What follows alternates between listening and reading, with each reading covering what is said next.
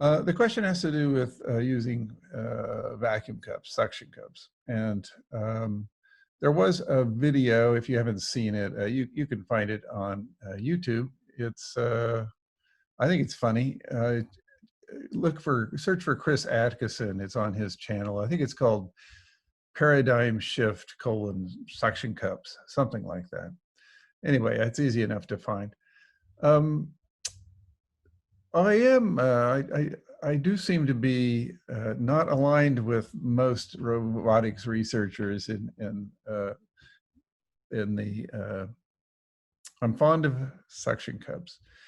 And so let me try to explain why in just a few minutes.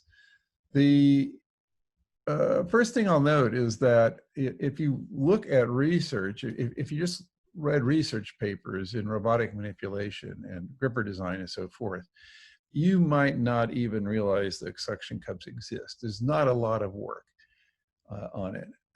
On the other hand, if you look in industry, you might not realize anything else exists because they don't use finger type impactive, sometimes they're called grippers, as much as they use suction cups, not by a long shot. And they use other things, magnetic and other things.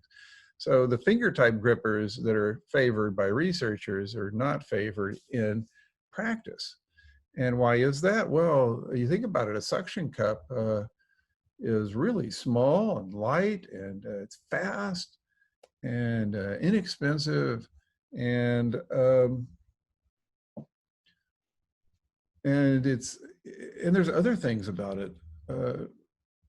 So let's look at in the most sort of basic way that we can, and what's the difference between a finger and a suction cup.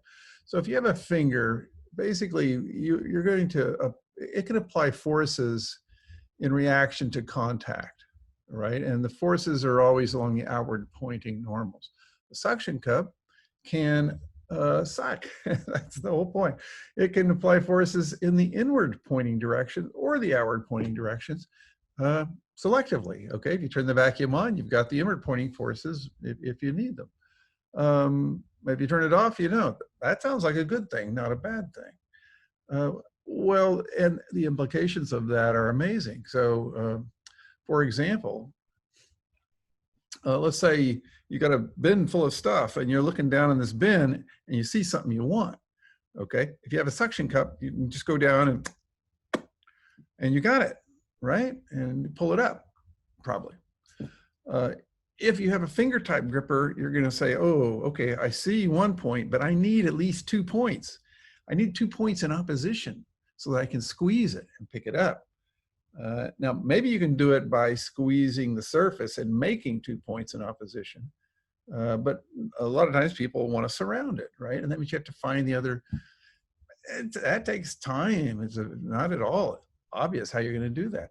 There was a video in my talk of a vacuum system that was picking things up by just being able to touch it at 1 point right away. And there are other things. So, you know, how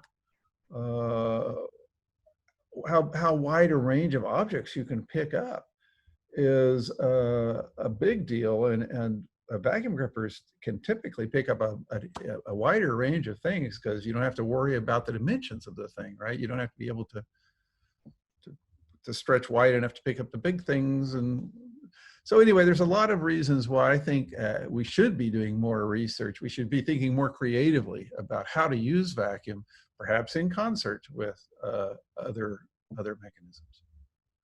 That's it. That's my answer.